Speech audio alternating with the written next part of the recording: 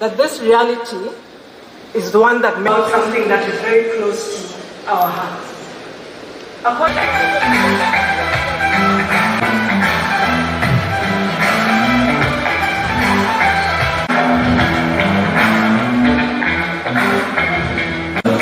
Misiko. 10 minutes. Go ahead. Okay. It is not that we've lost the comprehensive medical cover.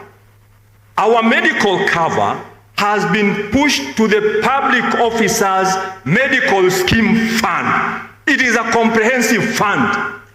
We looked at matters minutes against what is said to be improved in the POMSF.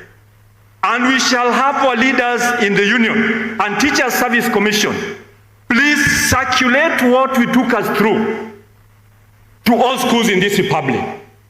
We have a comprehensive digital health system.